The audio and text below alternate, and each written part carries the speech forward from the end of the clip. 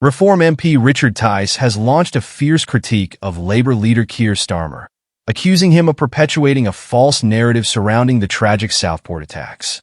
In a fiery statement, Tice declared, "We've had enough of these failures," as he pointed the finger squarely at the government for its mishandling of these devastating events.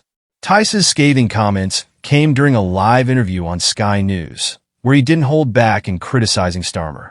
With a tone of urgency and frustration, Tice accused the Labour leader of deflecting blame and evading responsibility for what he described as one of the most significant failures of leadership in recent memory. His passionate address left viewers stunned as he dismantled what he claimed were Starmer's attempts to sidestep accountability. This controversy continues to mount as Prime Minister Keir Starmer faces growing backlash over his admission of prior knowledge regarding the horrific Southport attack. Critics allege that Starmer played a role in a government cover-up of the events, further intensifying scrutiny of his leadership. In his statement earlier today, Starmer acknowledged the British state's failure to protect 3 young girls who were brutally murdered by Axel Ruda during a Taylor Swift dance class last summer. While Starmer promised that the inquiry into these events would bring meaningful change, his words have done little to calm public outrage. Many are now demanding transparency, answers, and accountability for this tragic failure. Richard Tice, however, isn't convinced. In his powerful Sky News interview, he laid bare his criticisms of Starmer, questioning his sincerity and accusing him of prioritizing political maneuvering over the lives of the British people. Let's now take a closer look at Tice's explosive interview and break down his blistering critique of the Prime Minister. Have a watch of this clip and let us know your thoughts in the comments below. Do you agree with Richard Tice's assessment? The Prime Minister is continuing to deliberately mislead the British people to continue suiting his own narrative. And I'm afraid all of this nonsense that he couldn't say anything is simply untrue. And it's not true to say that the nature of terrorism has changed. In 2016, the murder of Joe Cox, Thomas Mayer was immediately declared an act of terrorism by one individual. 2017, the murder of Keith Palmer here in Westminster by Khalid Massoud, immediately declared an act of terror.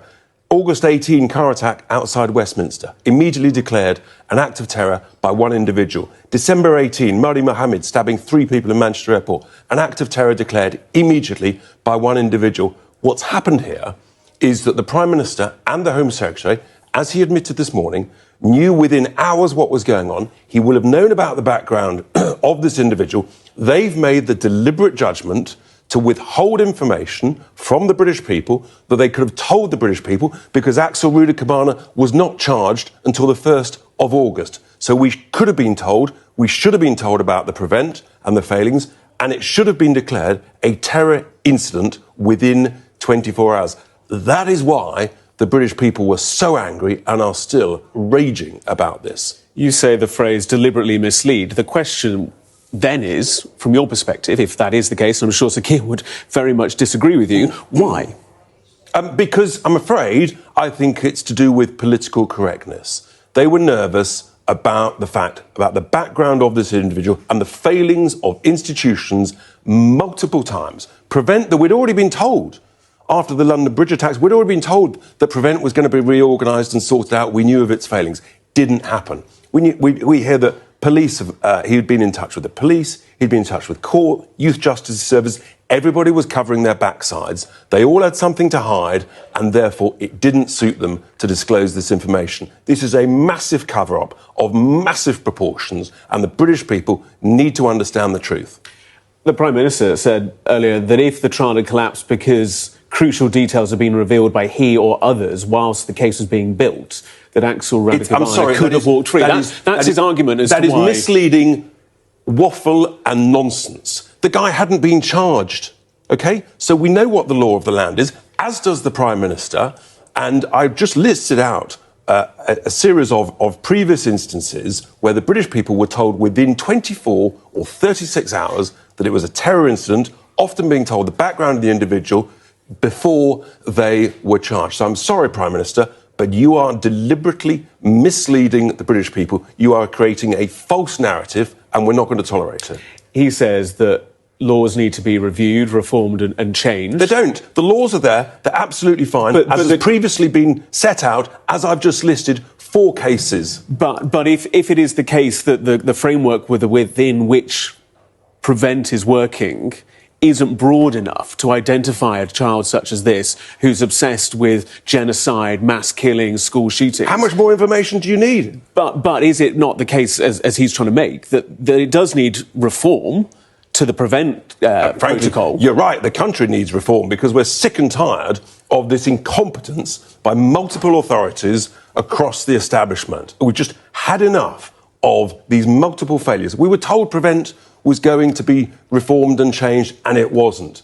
Root and branch reform of all of this stuff is required. It is totally, totally unacceptable. So do you welcome these new reviews, these new inquiries? Look, it's interesting. I mean, let's have a public inquiry because we need to know hour by hour who knew what, when, and why decisions were made to withhold information from the British public. Nigel Farage was quite right to say questions need to be asked. He was quite right to say that the truth was being withheld from us, and he was completely wrongly smeared and labelled as being responsible for the appalling riots that then took place. If we'd been told the truth, I don't think those riots would have taken place to anything like that degree. Therefore, the responsibility for those riots arguably rests with the people who deliberately withheld information from the British people. Nigel Farage, you mentioned him there, he was criticised. It comes as no surprise to me to tell you that. You are well aware of it. Do you stand by the way that your criticisms were levelled, the phraseology, the language that was used during the time? He's just been proven right.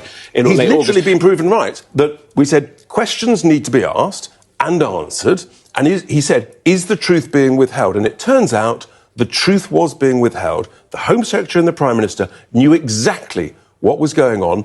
Rudy Cabana had not been charged. We need to know when they discovered the contents of the monster's bedroom and why they made those decisions to say that it's a non-terror-related incident. The day after, and then even months later, on the 29th of October, the Chief Constable of Merseyside Police inexplicably still said it's non-terror-related. Richard Tice, Reform MP, thank you for your time.